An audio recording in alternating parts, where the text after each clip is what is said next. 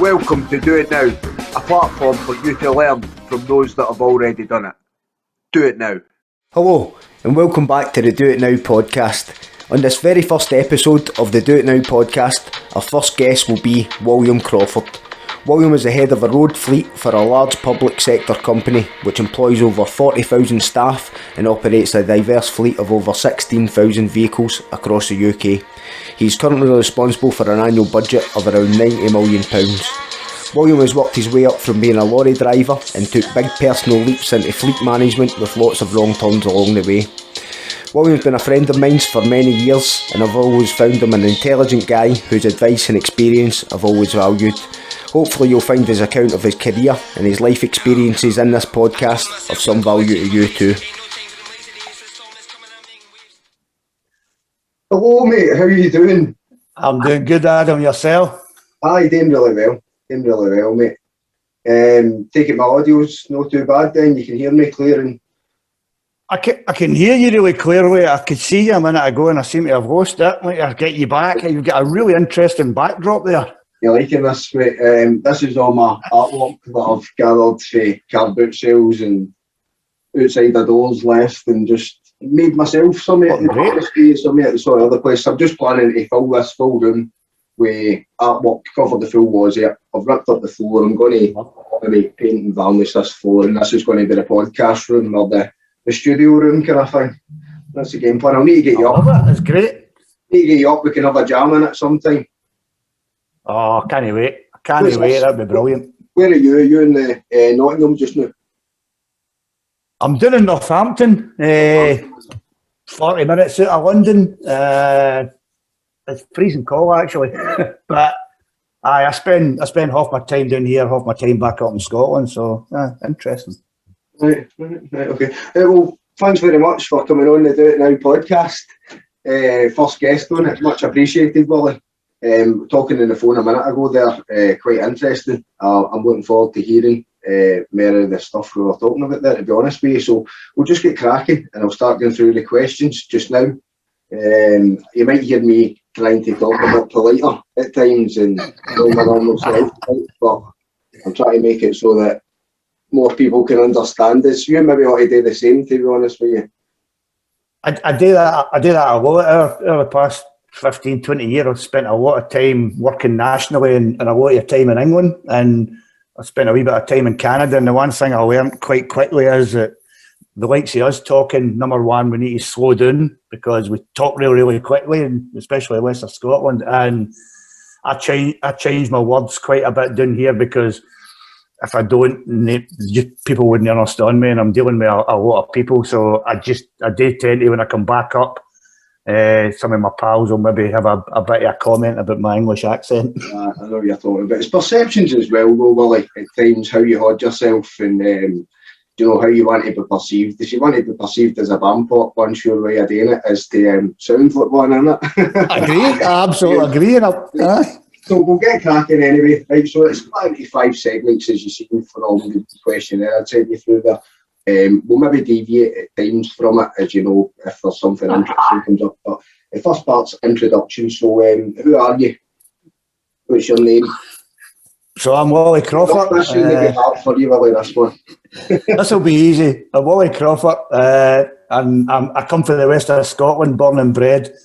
And what I do and what I've done for quite a lot of years now is now it's fleet management. It was always transport logistics, driving lorries, anything to do, anything with a vehicle with an engine in it. That's what I've done pretty much all my working career, apart from very early on, which we'll come on to. So, that's me. That's what I'm saying right now. I'm in sunny Northampton. That's cool. See, you've went through the questions and you've came prepared there. So you're in fleet management, so you're looking after fleets of lorries? Lorries, cars, vans, lorries, or road rail vehicles, funnily enough, in the role I'm in now. So we don't have any motorbikes. That's about all that we don't look after. But apart from that, just everything to do with vehicle management. And as we talk later on about where I came from and how I got to be here, that's where it kind of changed from being transport and logistics and haulage to more the fleet management side, but we'll come on to that. Right, okay, so were you a mechanic at one point then? I never had my papers, so I've got two older brothers. My oldest brother, time served diesel mechanic, worked on lorries. My middle brother was a time served petrol mechanic, worked in the local Ford garage, which you'll know quite well down in Ayrshire. So they were both time served. I did work in the garage in the Drew's business, the family business, but I never went to college and got the paperwork. Right, you were just a chancer. I was a chancer, aye. I was a chancer. Talked a good game. Talked a good enough game. Did you actually fix an engine though? This is the question. Aye. Back in the day, I used to get my hands dirty, but that's a long time ago because I tried manual labour early on and decided I didn't like it. And that's actually not even a joke. I don't like manual labour, and the older you get, the less I want to be outside working. So manual labour, he's a Spanish guy, isn't he? So this is back to this Brexit racism thing. Brilliant. Well, let's move on with the question. So your first job, Lorry, what was your first job, or what were your first jobs, should I say? Because I presume you've had a few jobs through the years. I've had enough a few. Just stop me when you want to maybe change the subject, but I'll take it back. Let's focus on what's led the kind of career path. So from logistics manager, what's led through there? What can you think of the career path? How did I get there? Your jobs in relation to this job.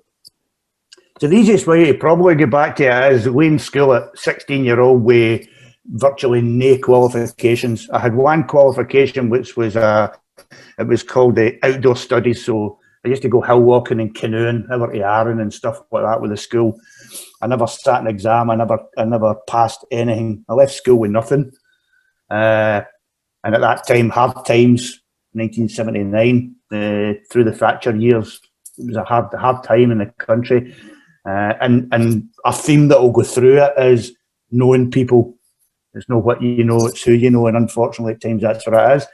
And my old man at the time happened to know one of the guys that ran one of the builders' businesses, and there was a job came up as an apprentice plasterer, and he got me that job. And that was my first job. I went into work being an apprentice plasterer for 3.5 years. Absolutely hated it. Hated every minute of it. Never liked any of it.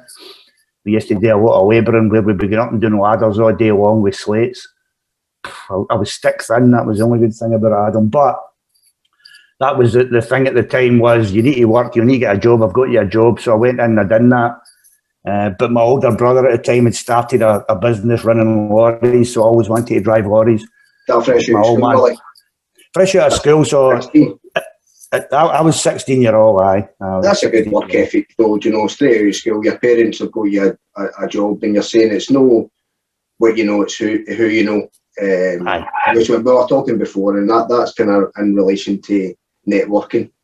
Who you know, making sure you know the right people to make sure you can get these jobs. And sometimes it takes putting yourself out there, approaching people, swapping phone numbers and so forth. That's what I'm taking for that in relation to kind of the Do It Now podcast and what it's about. Now, sorry I stopped you there. I'll let you. No, not at all. Because the interesting thing with all of that is that back then, okay, you've no internet, you've no mobile phones, you've none of that at all. You've got the local paper and pretty much who you know in a wee town in Ayrshire. And that's how you networked back then. Was your father you know somebody. That's how it was. Oh, I went to school with this person. So it's interesting now because when you forward to where we are now and you see the networking that I do on the likes of LinkedIn and Facebook and all the social media, even at my age, we do all that, and the opportunity there now I think is way different from what it was. Absolutely. But with that opportunity, everybody's got the same opportunity, so it's an interesting subject. Who's taking advantage of it though? Who's taking advantage of it? Who's grasping it with both hands, and who's making the most of the networking availabilities now with the internet? That's the differences and how well you're using it and stuff. But anyway, sorry, back to your first jobs, because we kind of... So the first job, working as a plasterer and a labourer, basically around building sites and all sorts, and didn't really like it, but you're young and, you know, you're just getting into the pubs and the whole thing, just fun cigarettes and probably women. So doing that, but always having that eye on it. Your first jobs there, Lorry, is it?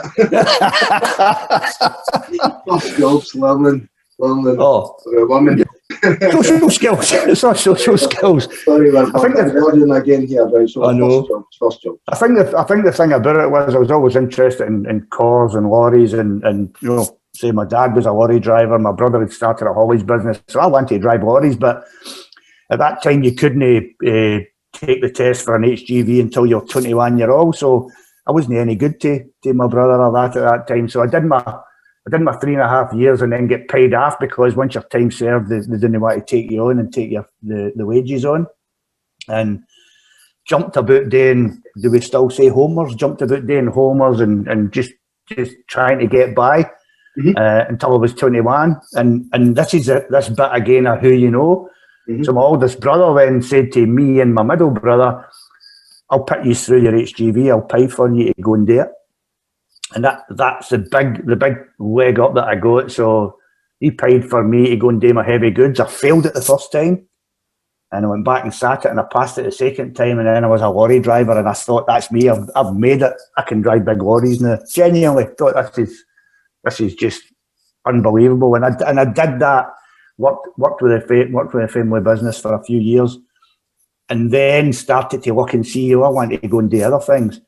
And again, this is a common theme. One of my pals was a mechanic with a company in Paisley who had tankers. At that time, Ravenscraig was still going and they were doing all sorts of different tanker work and part of it was working in Ravenscraig. And he got me an interview for a driver's job on an Arctic. And I kind of brassed my case and says, I've got loads of experience driving Arctics, which I hadn't really.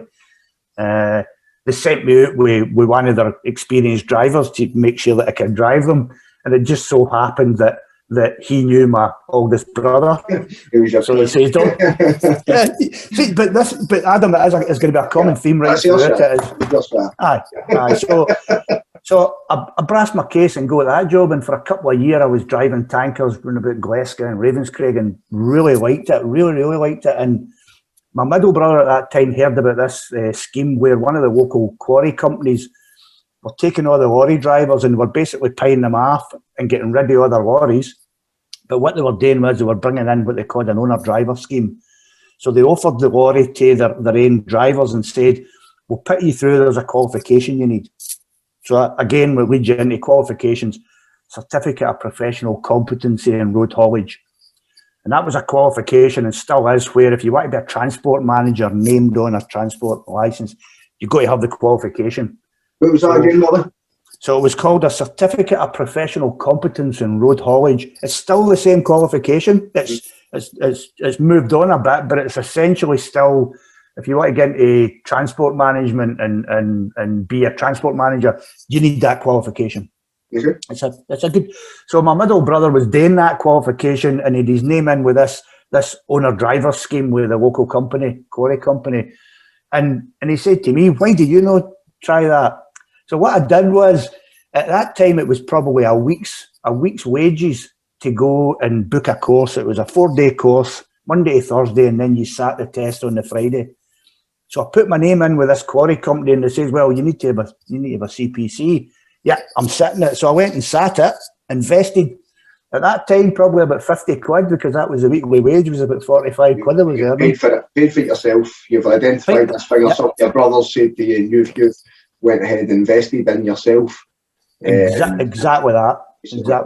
And it sounds like to me, sorry, I went back a wee bit there, your brother had kind of influenced you to get the ticket the driving for the lorries for the first instance, and you said it was as if you cracked it, but maybe looking back you did. Maybe that was the point where you did crack it, because now you're talking about it now as a kind of highlight of when you got to how you got to here, so maybe that kind of did lead to that. Your brother's influence obviously was quite good in getting you into that.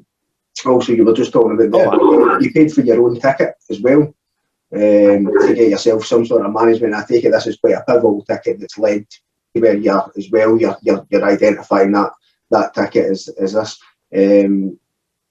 Sorry, to go back again, you done the work in the builders trade, you were doing the plastering and stuff like that. I just want to ask a kind of question before we go away in front of that. What do you think you learned working in the builders trade? What could you take from the years, 3-4 years, whatever you done there, before you moved into lorries? What do you think you took for there I'll tell you one of the big things I took for it was I was, and I know that you know this about the small town mentality where I grew up, as you well know. So really small town, and you knew all these certain people. You went to the same pubs. You met the same folk. You went to school with all these people. I started going to Glasgow and going to Ayr and Prestwick and meeting other folk and meeting tradesmen and all these different characters. And some of them were, as you know, the building trade were just characters. And it really, that was the first that really opened my eyes to a different world. And I don't like working. Networking.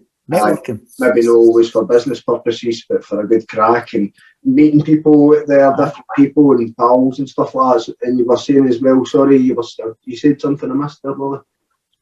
Well, so the bit I kind of picked up on straight away was, number one, I didn't really like it. Right. And number two was that working outside in the middle of winter, up on a freezing cold roof, holding a rope for a guy who's repairing slates, wasn't for me. I hated it, absolutely hated it. I was down in Hunterston, working inside this freezing cold building in the middle of winter with snow on the ground, and I just didn't like it. And the background of looking at my dad driving a lorry and my brother driving lorries, and my other brother had just passed his HGV, and I'm saying I want to be sitting in a nice warm lorry with my music on. Oh, I can agree. That nice and warm with the heating on and the radio on. Maybe a toaster beside you. I just did it. That's what I want to be doing. So I did it because I was too scared not to do it. My old man would have battered me if I hadn't. I went to my work every day. It's a good point I think you made that sometimes jobs just done for you. It's not to say that I do the building trade, certain aspects only for some people, but sometimes jobs just done for you. What you should be doing, and you get that feeling. You're not enjoying yourself. If you're not enjoying yourself, if you can't find a bit of happiness within your work, then I would, for me personally, you need to go out of that and you need to go find something where you can be at least half miserable. You can't be fully miserable. There's always a bit of misery involved, Willie. That's funny, because at the very end of it, where I was kind of jotting down any advice I might have for anybody, and it's really interesting because that's a big part of it, is whatever you're going to do something that you like, because and especially back then, I know too many people who went into factories and basically all they did was live for the weekend. I got up on a Monday morning, and then a Friday afternoon I then go to the pub and try and just blot out that week that I've just went through, and then I start it all again on Monday. That to me is just, if that's the kind of life some people live, then it's not for me, because what is the point of that? Now, a lot of folk will maybe say, I quite happily live Monday to Friday. I don't really like my job, but I get my holiday. I go out to the sun every summer, and I go to the pub at the weekend, or I go ballroom dancing, or a day anything. It doesn't matter. But for me, if I didn't like what I was doing Monday to Friday, I wouldn't do it. I'd go and find someone else to do. I totally agree on that. You've been lucky enough to kind of get into construction management myself. I recognise it now with people you take on who are stuck in certain places. There's a wee bit of progression available. There's always, once you get into management, there's always room if you're hungry enough to move up, as you maybe know yourself. If you're hungry enough, there's always room there. But you'll take on a lot of different labourers at the time. I could go through 20 labourers on a site, and within the space of maybe 20 weeks or something like that, and you see guys that are just stuck there, in their 50s, still lifting plasterboard and stuff like that. And it's not helping, but it's not what they're wanting to be doing, and it's not comfortable. But it relates back to if you're not happy with what you're doing, you need to invest in yourself. It's ultimately that you need to spend money and spend time investing in yourself to get yourself out of these positions where you're doing these harder roles for less money. Ultimately, to invest in yourself. I'm going to try and get back to the questions and see if we can get anything. So the next section is career path. How did your previous position lead to you starting in this role? I think we've maybe kind of covered that. So your brothers, and your dad have kind of led you to that. You've looked at it. We've covered the thought pattern as well. Well, you've actually came prepared here, and you've already discussed everything that I've already talked about. You'd probably be better to point me out to where we're at in the questioning. I'm going to go into your business in depth, right? So we'll jump section there to touch on everything. I think your business in depth. So I know you can't say exactly who you work for the now because there'll be too much politics involved and you need to speak to directors and stuff like that. But if you could give us a kind of in-depth description of what it is, not what you do, but what your company do. So it's an interesting one. Without mentioning the name, it's a massive public sector company, 43,000 employees just now. And within the fleet that I look after, so I look after other vehicles, we're currently running about 16,500 of them. So probably I think we're about the 5th biggest commercial fleet in the country now. And the fact that it's public sector, maybe a wee touch of a warning, because I think it's historically it's been a really good place, public sector, to work and accumulate a pension and get some good conditions. But with COVID and everything that's happening now, I think it's going to be a really hard world in the public sector going through the next few years, especially in the bit that I'm in. I'll touch on a wee bit on where I go for being a lorry driver to I end up. So the title I've got now is Head of Road Fleet, and it's a big job. But how do you get from being that way in the school with absolutely no qualifications to getting into that sort of role and making that progression? I think a lot of it's being sorry to still be there, Willie, but what you're saying there is work for the public sector, so you're expecting basically once the books are balanced next year because of the pandemic, that public basically spending against the kind of fleets and stuff like that is maybe going to take a hit. So there'll be less fleets on the road to deal with stuff like ice in the roads, so forth, that type of stuff. Is that what you're saying? I think it's a hard one because of the sector I'm in. The sector I'm in, our core business is seeing the footfall that we had. We're down to about 25% of what we did have, and it's not going to come back. So for our sector, we're already seeing cuts to our budgets.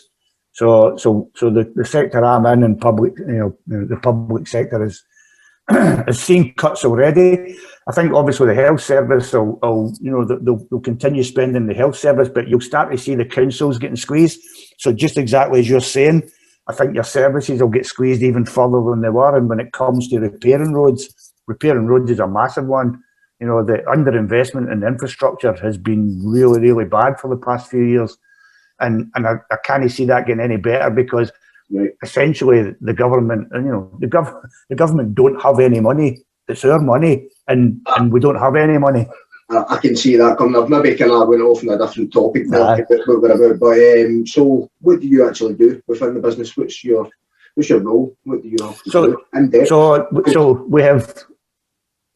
If you think of and it's hard without mentioning it, but what our employees do, a lot of them are frontline workers in the repair infrastructure. So they've got all these vehicles, cars and vans and lorries.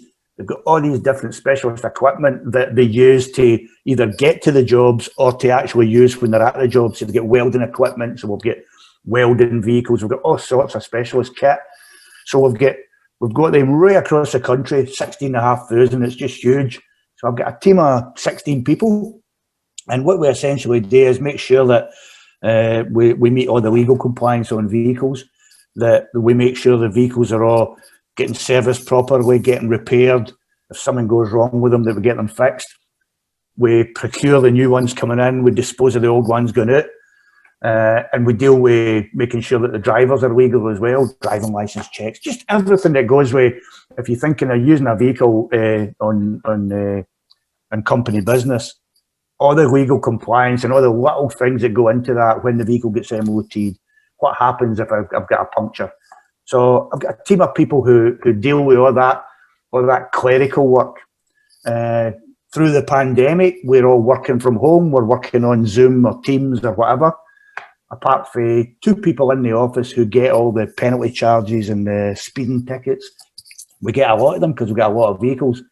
So essentially what I do is I do a kind of strategic role where we've always got a 5-year plan of where we're going to be going. If you take right now, everything's about decarbonisation and reducing emissions. So we're going from what we call ICE vehicles, internal combustion engine vehicles, your diesel cars, and we're trying to move them along to ultra low emission vehicles.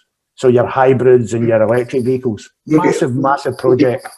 Well, it sounds to me like you're relatively at the top end of the management now. By the sounds of things, if the stuff you're dealing in and the way you're talking and stuff, so I presume you're kind of managing managers, you're overseeing managers and making sure managers are delivering all the right legal stuff, and you know you're overseeing it now. So you're like kind of director role. Yeah, it's the same level as the directors in our company. What we have is heads of. So if you think it's such a big company, but road fleet is road fleet right across the country. So I'm the head of that road fleet. And I suppose to give you an idea of the scale, along with the vehicles and along with everything we do, the budget that I manage is 90 million quid a year. That is the road fleet budget. So yeah. Right, okay. I guess given that you must have worked your way up through that, there's no other way. You've worked your way up through the ranks of different companies, doing similar roles until you've eventually got to a stage where you're competent enough to oversee the kind of full procedure now. Is there anything worth discussing from your point in there where you're climbing the ranks? So what was your job previous to this that was below what you were doing? If that makes sense. And it all goes back to that first bit of my older brother putting me through my heavy goods, because that led on to... done something for you again here. Can I get a shot of your brother for a wee while? Get your brother up to my bit, Lorry. I'll tell you. It gives me some advice. You know what? It's one of the ones where you don't know what you don't know until you do it. But the other bit is a lot of people nowadays, I think, try to structure their career path, which I think is a good thing. Back then, I had no structure. I sort of like, you know, the way a river goes and just meanders. Well, you're just drifting through the genuinely was. Always want that. And the other thing is, everybody's different. Some people will get into a job. I've got a brother-in-law who went into the job at 17 and he just retired last year, and he was there for, I think, 45 years, whatever it was, going into the same place every day. I could never do that. I always get to a point where once I've went into a role and fixed the problems, I usually try to move on. So I'm a kind of 5-year cycle where I like to move again. I think that's quite a good way to be, Willie, because you go new places and you encounter new problems. Most of the time you maybe make an asset from time to time. There'll be a few big blunders along the way, and these big blunders are your big learning points where you go, fuck, I'll not do that again. And you network as well, meeting new people, going to new.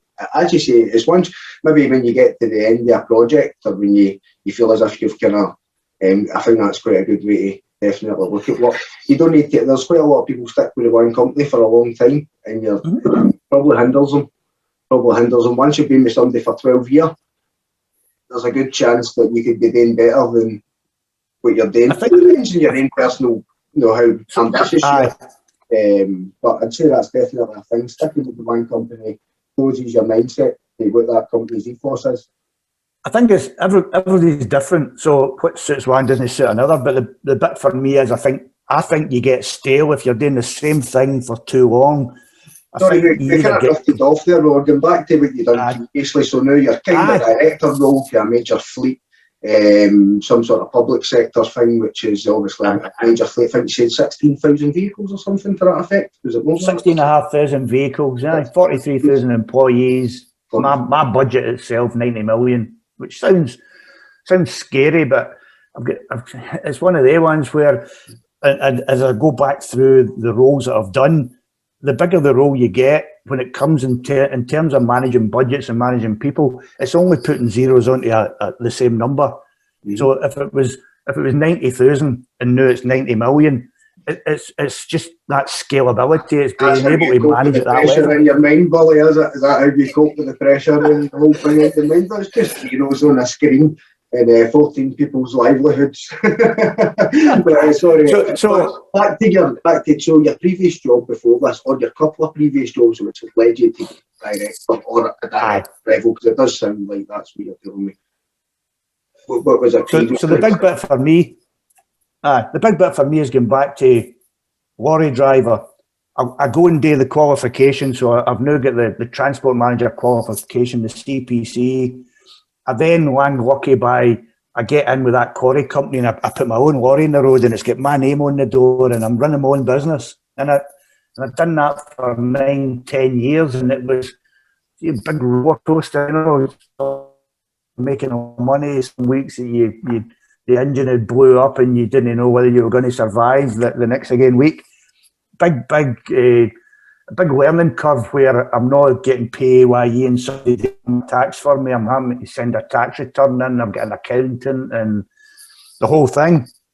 The bit for me is you get stale with that as well. And the interesting bit, which might be interesting to folk, is at that point we've got relatives in Canada and we're going on holiday and I keep saying I need to be here and live.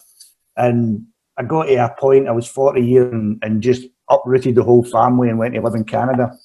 And I went and I drove trucks. And I drove trucks out of Canada, doing it to America. And I used to go through North Dakota, South Dakota, Nebraska, Kansas, Oklahoma, down into Texas, right down to the border at Laredo. Used to drive through San Antonio every week.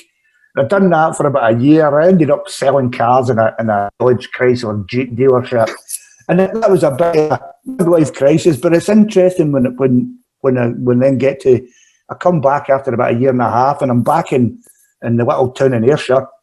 I've sold the house. We're living with in-laws. I haven't got any money. In fact, I've got a credit card bill. That's where I was at 42-year-old. And this is an interesting bit for me anyway.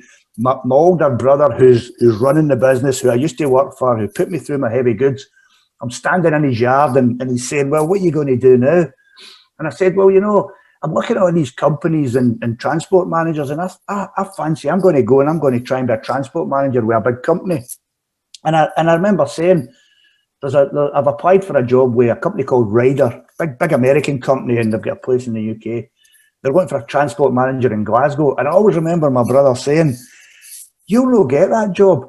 There's experienced people out there, there's experienced transport managers who'll get that job. And I said, I'm experienced. And the point is, I went and I got that job. And I got that job and I was there for a bit. And the big thing I learned was I met all these directors and high senior people in this big company. And quite early on, I was arrogant enough to think, they're not any more clever than I am. And I still to this day, still stay the same, you know. They're maybe educated. They're not any cleverer than me. And I know the job and I know what I'm doing. And my boss at the time said, you actually know more about the transport management than I do. He says, but your problem is I'm not going anywhere. I've got a really good job here and your progression would be into my role. And I'm just being honest with you, I'm not going anywhere. So I did. I moved on. And I got another job as a fleet manager and I was in the right place at the right time. Right, I see. It sounds to me, Wally, like listening to you, that you've been quite proactive. You've been quite proactive in knowing your own worth, right? If you've known your own worth and then you've went and invested in yourself a couple of times. You said there that you had your name in the side of the lorry and you were running. What was that? Take it, was that your own business type? You know, I was a tipper.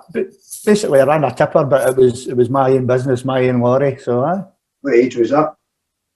I would have been about 23, 24 at the time. I wasn't even married at the time. I just got married just as I started that up. So I had a helping hand, but I still went out and did it. Identified something, a wee spot in the market where through your family or whoever people you've known and you've kind of went for it when you were younger and did you contact an accountant to help you do your finances? Well, but the trouble was when you get into business and you don't know anything about it is if you don't do your VAT right, you don't do your tax returns right, you just and early on I would end up in trouble where I ended up on the taxman money and having to pay it off. It's such a learning curve if it's not something you're used to. There's some. I think nowadays you can go and do business management courses and you can really target what you want to do. But back then it was really just making it up as I go along. But there's bits, determination that.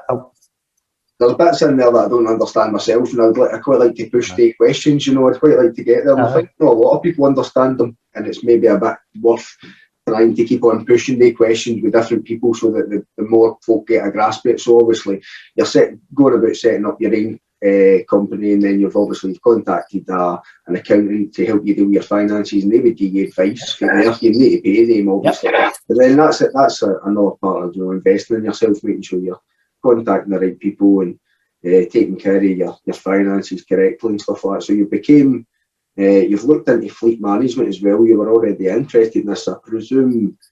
Out with the degree you were talking about earlier on, did you invest in yourself in any other shape or form when you went for this first job? So when I went for that job, I had the key requirement was you had to have that certificate. So you had to have the certificate of professional competence in road haulage. So box, I had ran my own lorry for quite a few years, so it was one of the ones where I didn't have any experience with these big corporate businesses, but I think I've always been lucky when I get to an interview and that comes across here. I can talk. I'm quite good at explaining, you know, what I need to do and what I think I can bring to the role. So going in and doing that, what I did brush up on, I really looked at, was the company. I went in there knowing that if they asked me, well, what do you know about Ryder? I would tell them. I would say, well, you're based in Miami. You've got X amount of vehicles in America. This is what you've got in England. This is what you've got in... I really did my research on it. As it was, they never actually asked me any of that. But I went prepared. Right. Went prepared, and I would always advise that. Yeah. So that was your first job that you went into, kind of the fleet management stuff. Was there, I take it there was more jobs leading on for that? There was other kind of fleet management jobs. Was there, I take it there's a lot of them. There'll be 3 or 4 key ones, but I think the big bit for me was going out to Canada for that time was such a massive, scary learning curve that when I came back and I was standing saying, no, I'm going to go for that job, I come back with a confidence saying I can do anything. I genuinely...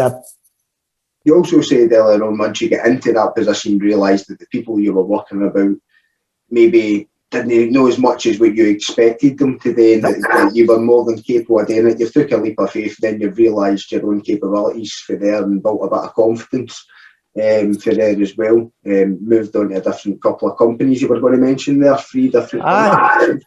And again, it's that being in the right place at the right time, because when I was working at Ryder, one of the contracts they managed was a big national company who they actually produced sandwiches. They made 2 million sandwiches a week for the likes of Starbucks and Gate Gourmet and all these other places. And it was just right place at the right time, because one of the business development managers at Ryder said they're looking for a transport manager in Kilmarnock.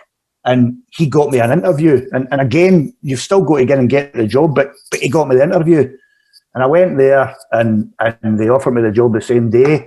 And I went there as just the Scottish transport manager, and they had a massive problem early on, and the Starbucks contract was basically getting taken back off them, and they sacked a lot of the high level people, and they brought in this new guy, and he was a logistics MD, and he flew up from London, and I was part of the meeting that he was in, and although I wasn't one of the senior people, when he was asking about the trunking operations, so trunking's just when we were delivering stuff all over Scotland, and I was able to say, yeah, we trunk from Kilmarnock down to Warrington, and the London trunk comes up to Heathrow to Warrington, we swap stuff over, we bring it back up, we split it into the vans in Kilmarnock, and then it goes all over Scotland. He was listening to me, and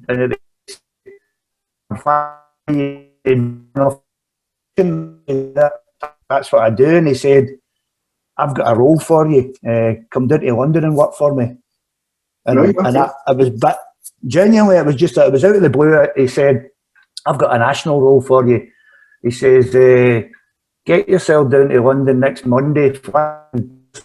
And I flew down, and he said, right, we've got a big problem here. Can you see what you can do with it? I had a look at it all, made some recommendations, and within 3 weeks, I'm a group fleet manager for the company.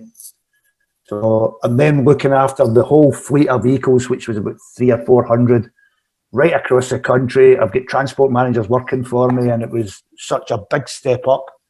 And I did that for 5 years and absolutely loved it. Brilliant job. And that was a big step up.